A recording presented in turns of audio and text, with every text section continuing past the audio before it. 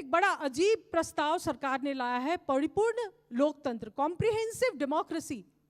प्रतिस्पर्धात्मक डेमोक्रेसी के स्थान पे परिपूर्ण डेमोक्रेसी लाके क्या सरकार एक दलीय निरंकुशता जो स्थापित करने की उसकी जो चाहत है उसके तरफ इंगित कर रही है? क्योंकि इसमें जो एलिमेंट्स जिस नीति और कार्यक्रम में जो उल्लेख किया गया है वहां पे ना तो कानून के शासन की बात की गई है, न संवैधानिक सर्वोच्चता की बात की गई है और ना प्रेस स्वतंत्रता की बात की गई है। इसलिए सरकार अगर डेमोक्रेसी के प्रारूप को, लोकतंत्र के प्रारूप को बदलने की उसकी आंतरिक मंशा है तो मैं उसके बारे में सचेत कराती हूँ। सभामुख महोदय, निर्मला पंत के उस 13 साल की बच्ची के बलात्कार और हत्या के बाद अभी का जो लेटेस्ट जो है अध्यादेश कांड और उसके पहले का मेडिकल इक्विपमेंट खरीदने के समय में जो भ्रष्टाचार का कांड हुआ है, मैं सोच रही हूं कि इन 2 वर्षों के आधार पे, 3 वर्षों के आधार पे हम लोग सरकार को कैसे याद करेंगे।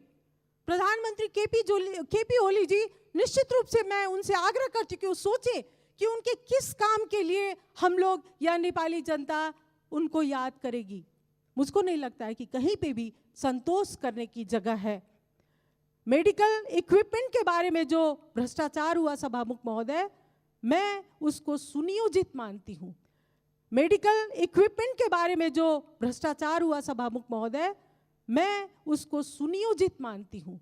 2 महीना पहले इसलिए सामग्री नहीं खरीदी गई सामान्य नागरिक प्रक्रिया के तहत, क्योंकि जब अकस्मात, जब इमरजेंसी होगा तब भ्रष्टाचार किया जा सकता है। और एक नई दुखद बात क्या है कि अब सरकार भ्रष्टाचार के काम में सेना को संलग्न करा रही है। सरकार सेना को भी भ्रष्ट कर रही है।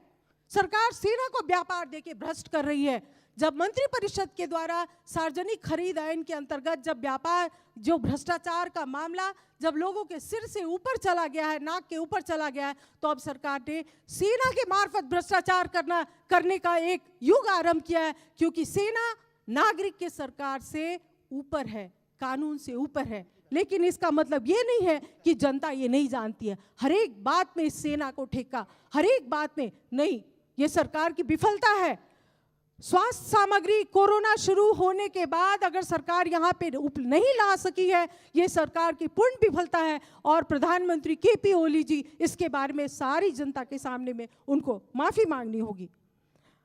अब मैं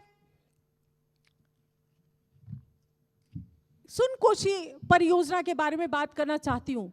सभामुख महोदय, 2046 साल के बाद निरंतर सुनकोशी कमला डाइवर्सन के प्रोजेक्ट की बात आई है, लेकिन अब सुनकोशी मरीन ड्राइव लाया जा रहा है, बहुउद्देशीय प्रोजेक्ट लाया जा रहा है। प्रदेश नंबर 2 को सिंचाई की आवश्यकता है, बिजली से भी ज्यादा सिंचाई की आवश्यकता है। सरकार बिजली बनाएगी, वो बेचेगी, लेकिन जनता को पानी चाहिए। इसलिए ये सुनकोशी मरीन ड्राइव को हटाकर सुनकोशी कमला सिंचाई परियोजना लाया जाए। मैं निजगढ़ की बात कर रही हूँ सभामुख महोदय, क्या सरकार को पता नहीं है कि निजगढ़ के मामले में सर्वोच्च अदालत में मुद्दा चल रहा है? जब कोई मुद्दा विचाराधीन है तो उसको इस संसद में उठाने की हिम्मत कैसे सरकार ने की? क्या सरकार ने सर्वोच्च अदालत को ललकारा है या फिर सर्वोच्च अदालत को दबाव में डाला है? साथ ही सभामुख महोदय, बहुत सारी बातें, लेकिन सत्य निरूपण तथा मेल मिलाप आयोग, जिसके कारण आज भी शांतिपूर्ण प्रक्रिया अधूरी है और लोग अटके हुए हैं। बेपत्ता व्यक्ति के संबंध में जो विधेयक है वह कानून का रूप नहीं ले पाया है, जिसके कारण शांति प्रक्रिया अधूरी है। शांति प्रक्रिया सरकार कब पूरी करेगी? उस बात को क्यों छोड़ा गया है? क्या यह विपक्षी दल के दमन के लिए किया गया है या पार्टी के आंतरिक लोगों को एक छड़ी दिखा के और नियंत्रण में रखने के लिए इस बात को छोड़ा गया है? इसके बारे में मैं ध्यानाकर्षण कराती हूँ। अभी लिपुलेख का विवाद भी आया है, लेकिन मुझको लगता है कि सरकार ने बिना भारत और चीन के साथ संवाद किए बिना ही जिस ढंग से सम्माननीय राष्ट्रपति महोदय के मुख से ये नया नक्शा निकालने की बात की है, उन्होंने हमारी विदेश नीति, उनकी क्षमता के ऊपर प्रश्न उठाया है। एक तरफ राष्ट्रपति महोदय कहती हैं कि लिपुलेख और लिम्पियाधुरा को प्रवेश करके और नक्शा बनाया जाएगा, दूसरी तरफ पर राष्ट्र मंत्री कहते हैं कि संविधान ही बाधक है। सभामुख महोदय, विदेश नीति जुआ नहीं है, गैम्बलिंग नहीं है।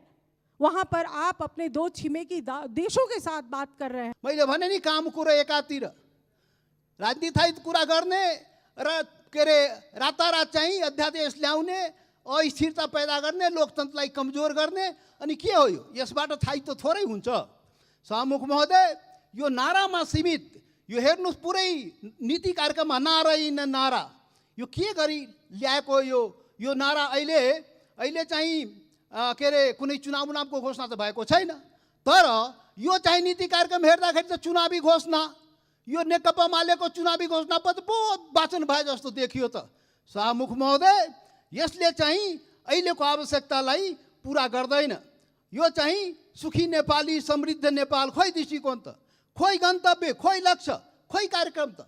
त्यो नारा दिएर खालि हुन्छ? नारा दिएर हुनेवाला छैन। संघीयताको कुरा गर्छ, संघीयताले कमजोर पार्ने काम गर्छ, प्रदेशलाई अधिकार दिँदैन, बजेट दिँदैन, कर्मचारी दिँदैन, अनि संघीयतालाई बलियो पार्ने, यसरी बलियो हुन्छ संघीयता। सभामुख महोदय, यो चाहिँ यो रे के अरे निरोगी नेपाली बनाउने कि रोगी नेपाली बनाउने हो? लकडाउन भएको 50 दिनभन्दा बढी भइसक्यो, सरकारले गर्यो के त? लकडाउन बाहेक सरकारले के गर्यो? जनताको जीवनको रक्षाको लागि के गर्यो? राहत बाँट्यो, कहाँ कहाँ राहत बाँट्यो? उद्योग धन्दा बचाउने के काम गर्यो? अर्थतन्त्र सङ्कटमा जाने अवस्था छ, त्यसबाट जोगिने काम के गर्यो? उद्योगपति व्यापारी जो पुरा अब सङ्कटमा परेको, त्यसको लागि के गर्यो?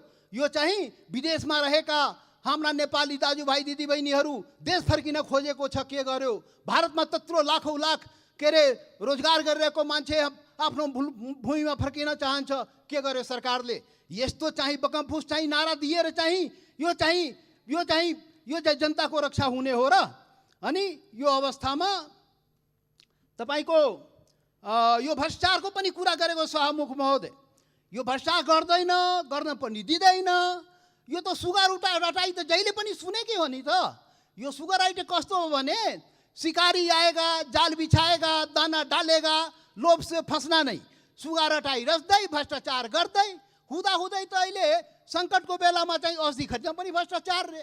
अनि यस्तो काण्डले भरिएको, अनि यो चाहिँ भ्रष्टाचार निर्मूल हुन्छ?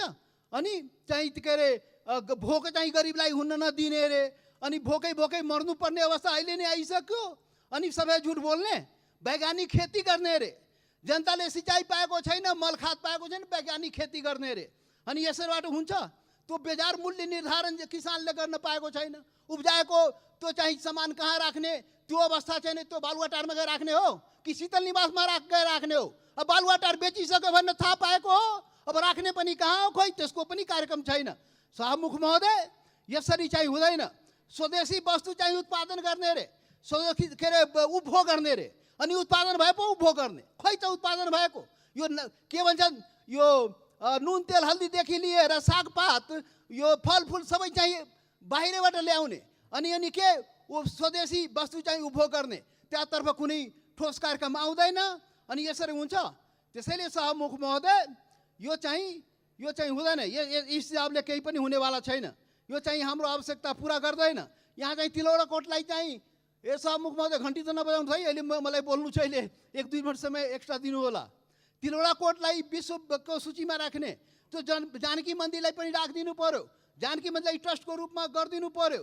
यो विद्युत रेलहरू धेरै सुनिसक्यो, अनि यो बृहत्तर के अरे यो उसको लागि, यो शहीदको लागि गर्ने रे। अनि यो पहिचानवादी शहीदहरू, त्यो आन्दोलनका शहीदहरू, मधेसानुका शहीदहरूको लागि त्यो चाहिँ नगर्ने त भएन नि। र अन्तमा सभामुख महोदय, लाइन नकाटियोस्, 1 मिनट मात्रै म समय लिन्छु।